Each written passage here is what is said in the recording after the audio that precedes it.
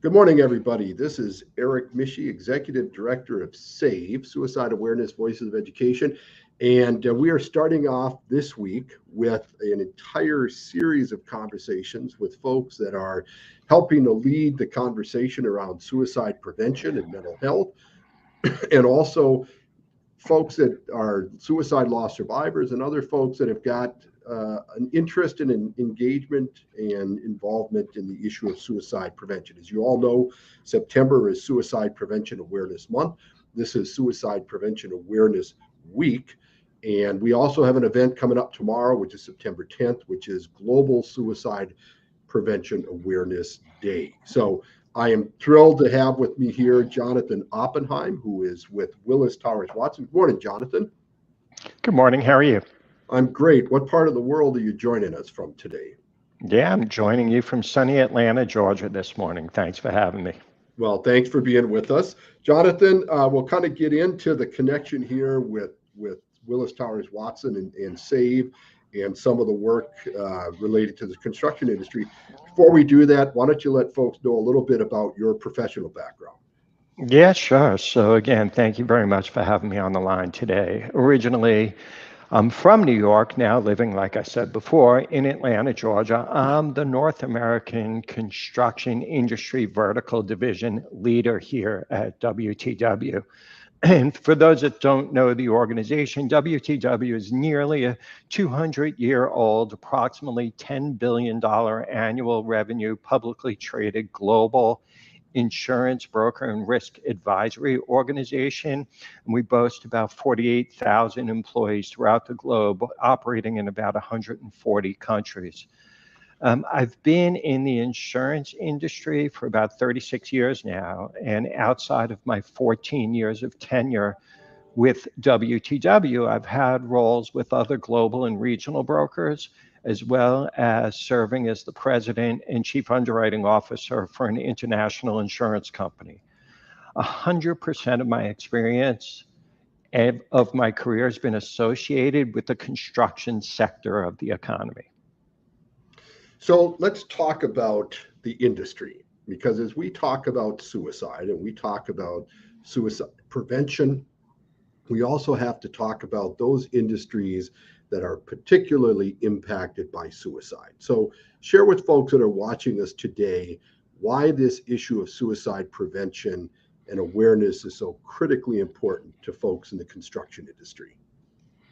Yeah, for those that may or may not know it, if you look at statistics, not just generally from a global population perspective, but if you look at statistics in and around the construction industry specifically, you'll note that the industry is essentially in crisis. And what I mean by that is the construction industry ranks amongst the highest of any industry in suicide rates, in alcohol abuse, and opioid abuse. And tragically, the national construction suicide rate is 5 times the global rate. There's a lot of issues pulling and pushing on construction that are driving that, to put some of the workers in the industry at risk. But it's not one particular attribute of the industry. It's really looking at the aggregate of some of those risk factors that are pushing some of those tragic statistics. So, Joe, you mentioned substance abuse, alcohol abuse. There are clearly some other factors, right? Exterior factors and environmental factors. What are some of those other issues that are contributing to this high rate of suicide in that industry? Yeah, so really when you look at the industry in total,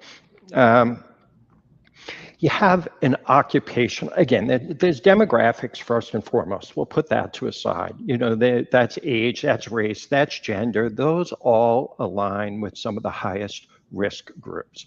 But outside of that, you have things like occupational culture. There's deep rooted in the construction industry, you have that tough guy or tough girl or macho kind of culture.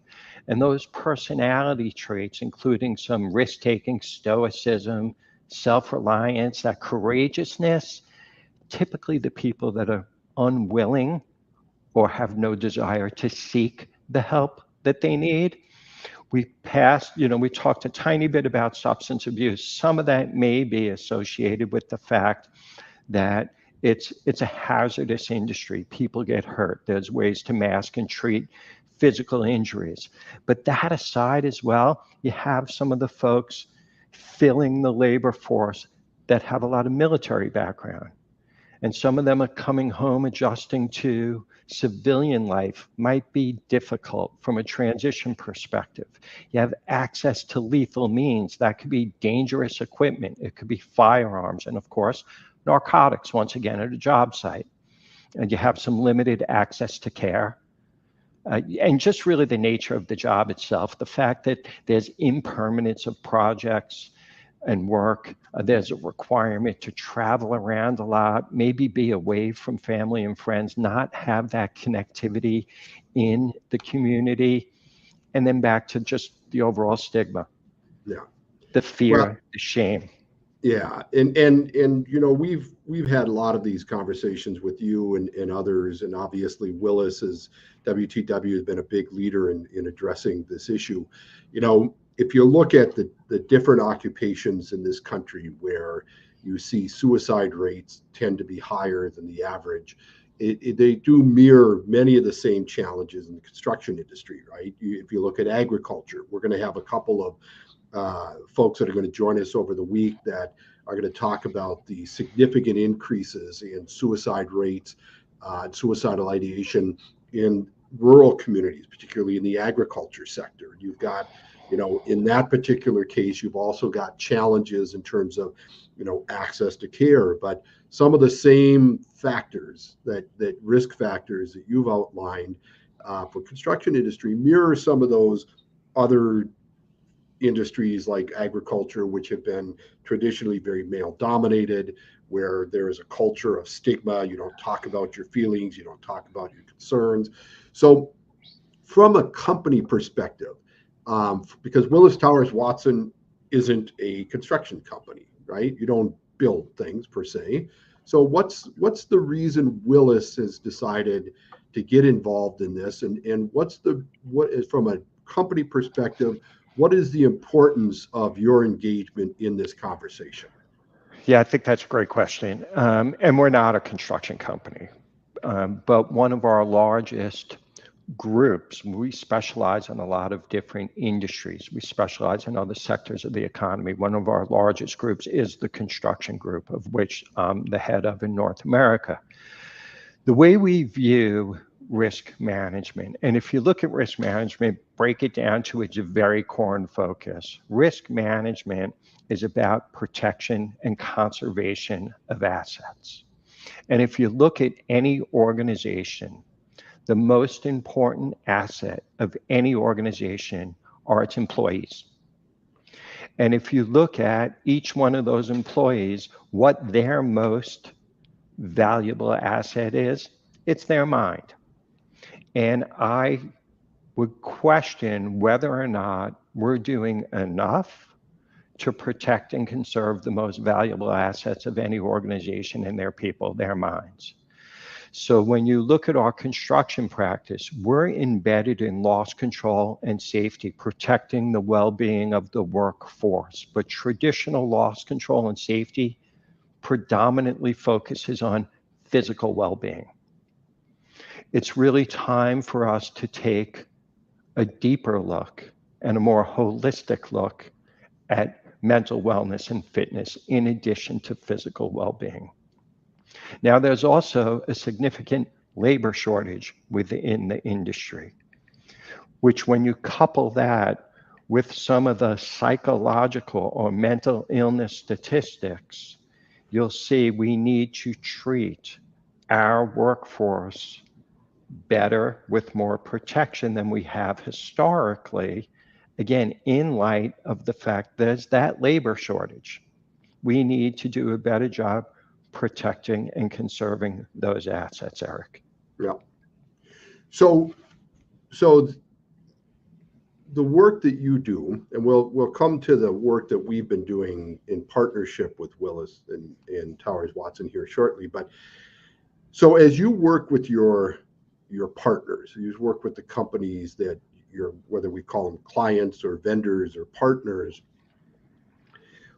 when they talk to you about this issue of mental health, mental illness, and suicide, what are the kind of concerns that they have as partners in terms of trying to address this issue, both from making sure that they're taking care of their most important asset, which is their people, but also understanding that there's clearly an economic impact that's involved with this particular issue as it relates to mental health and suicide? Yeah, again, great question. Outside of saving lives, let's just put to the side that saving lives may or may not be the most important, while it should be the most important to any organization, and taking care of those most valuable assets, if you would. In addition to saving lives and increasing the well-being, addressing the mental health crisis in construction, to me, leads to a lot of other benefits, including cost savings and enhanced reputation, for example. From a financial perspective, purely, an organization and the worker, when you invest in both, you will see a return in productivity. You will see a return in overall health and well-being of the organization. You'll have a more responsive and compassionate industry. However, purely from a financial perspective, Eric, most recent statistics that I have seen from the World Health Organization, they estimate that companies see a $4 return in improved health and productivity for every dollar that they invest in the treatment and support of mental health. Yeah, so I mean, it's obviously it's the right thing to do by your people. It's also the right thing to do from just purely a business standpoint as well. And so I think that, I would say, really kind of mirrors a lot of the focus that you're starting to see more and more from companies of every kind of profession and occupation, where they're realizing that, this isn't about, spending money with no return on the investment. You really are maximizing that investment exponentially, one, by having healthier, happier employees, and by extension, happier, healthier employees and their families, which also has an impact on overall mental health and wellness, but certainly on the bottom line as well. So, and yeah, Eric, expanding on that, when you think about it, so the best companies invest in the health and well-being of their workers really throughout the entire day. It's not just a one-shot deal. And workers do bring that additional health back to the job the next morning, for example, in the form of increased productivity. You have decreased injury and illness risk. You have decreased healthcare spending. Everyone's complaining about the increases in healthcare spending, and it actually reduces the healthcare spending. And there's more engagement with their work. And then the fulfilling work promotes multiple aspects of their health and well-being as well. Yeah, absolutely. Well, so let's get to the partnership that WTW and SAVE have had for the last several years, and talk about that specific initiative. And before I go any further, I also want to mention to the folks that are watching that not only is Jonathan a senior leader at WTW, Jonathan also serves on the SAVE board of directors. And so having Jonathan's voice and experience and background on this issue, particularly given its impact on such a significant swath of the workforce, because we're not just talking about specific bricks and mortar construction, we're also talking about associated industries within that construction industry to support that. So let's talk a little bit, Jonathan, about the program, the initiative that we have called IBEAM. Sure. And again, IBEAM's an acronym: Ideal Body, Environment, and Mind. And I want to give a little bit of a backdrop before we get into the specifics of it. And I think it's really important to understand. I mentioned a couple of the statistics that evidence an industry in crisis. I think we need to drive a little deeper into that. I've read recent reports that are nearly hard to imagine, but that state that 83% of construction workers have experienced some form of a moderate to severe mental health issue. 83%. Now, think about this. We're losing 5 times the amount of workers to suicide in the industry than we are of all of the OSHA fatal 4 hazards combined. And OSHA concentrates on physical risk, physical hazards. They've identified the 4 leading indicators for job site fatalities. We're losing 5 times the amount of people to suicide than all of those 4 combined. And that said, last year, over 700,000 people were trained in OSHA 10 and 30-hour certifications. That's safety training. And of those more than 700,000 people trained, keep in mind, that's annually. It's a lot of safety professionals in the industry. None of them, 0, were required to have any training in mental health and suicide prevention. Now, we're losing 5 times the amount to suicide than we are OSHA Fatal 4 combined, yet no one is required to have any training in suicide prevention. It's nearly remarkable. But then you think about it, many of the occupational safety and health experts agree that they're well placed to raise the awareness of mental health issues at the workplace. But they also agree that they don't have the proper knowledge or the training to do it. And that's where IBEAM comes in. That's where ideal body, environment, and mind fills the void. And it is a platform created in partnership with Suicide Awareness Voices of Education. It's a multifaceted, tiered platform that provides mental health and suicide prevention education training specifically to the construction industry. I could give you a quick update on what that looks like and what it's been a 5-year-long process so far. But so far, we have a video suite for the workforce that's been reshot and updated. It's available in English, it's available in Spanish, it's available in closed caption. There's print copy that dives a little deeper into each one of that 5 video series suite that provides a little more detail on each one of the topics. The most important feature of IBEAM, the self-guided tech-based supervisor skills training modules, are now available. They're adaptable to all screens. They're highly customizable as well. And we also have an executive level module that's now been completed and available. The idea behind the IBEAM platform was to look at the entire industry in this country, all 10 million people, and break them into populations, 3 different populations, knowing that we have to address each one of those populations in a different way. We looked at executives, we looked at the workforce, and we looked at supervisors. Supervisors being those responsible for safety and well-being of others. Those are the ones that really need the skills training. So the skills component is filling a void, a white space that's in the industry. And that skills component is also further focused on prevention, intervention, and postvention.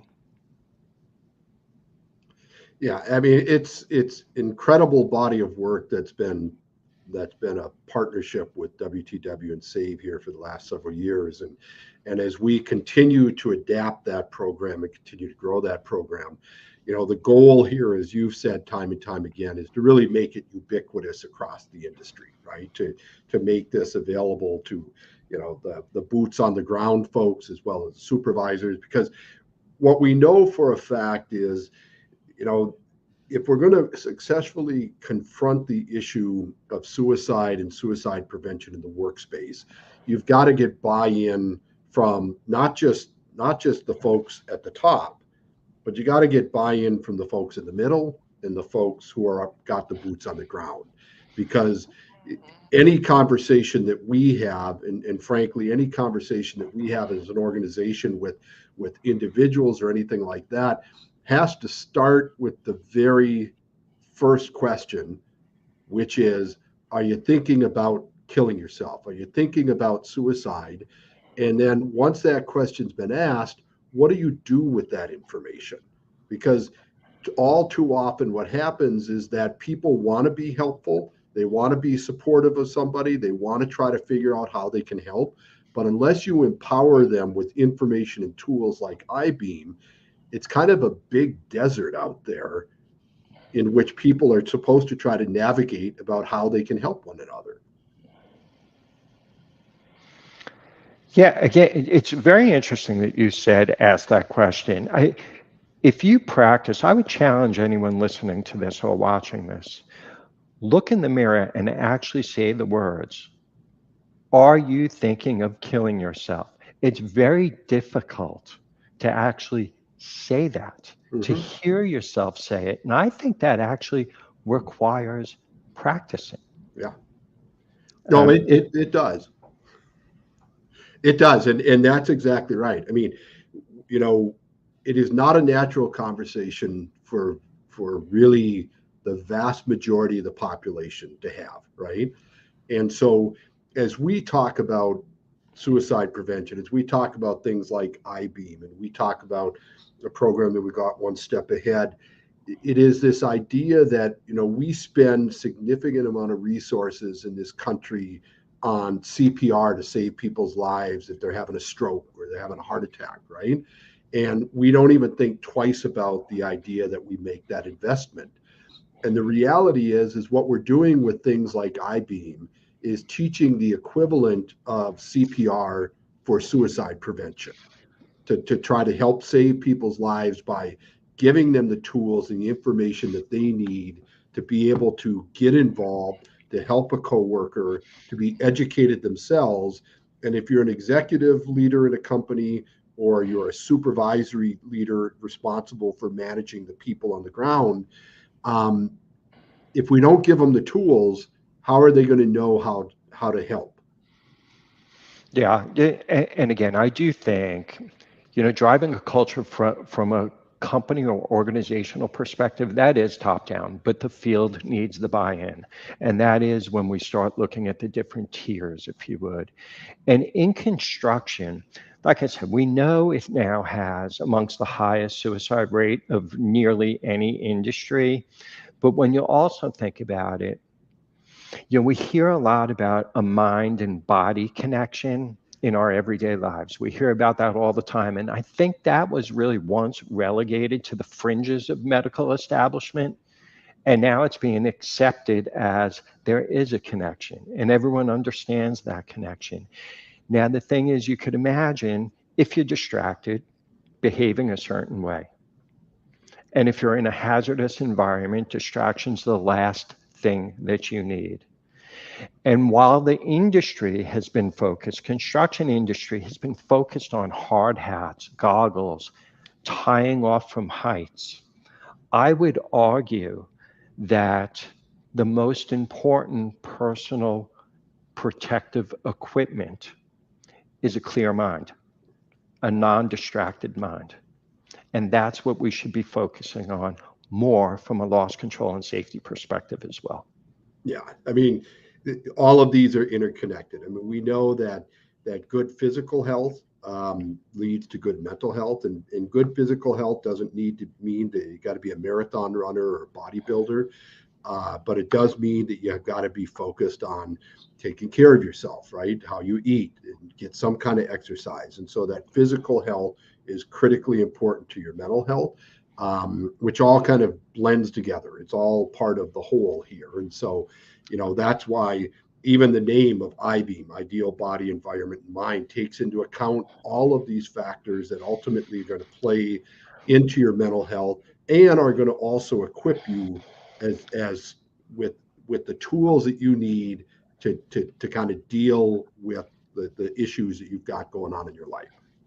Yeah, and I think to expand on that, that's it. That's a great point. You know, when we first started talking about IBEAM, again, 5 years ago or so, we did get a little bit of pushback from the industry. We got a little bit of pushback from safety people out in the field. And some of the pushback was, hey, I don't want to be a therapist. I don't want to be a doctor. That's why I'm a contractor. I have no interest in that.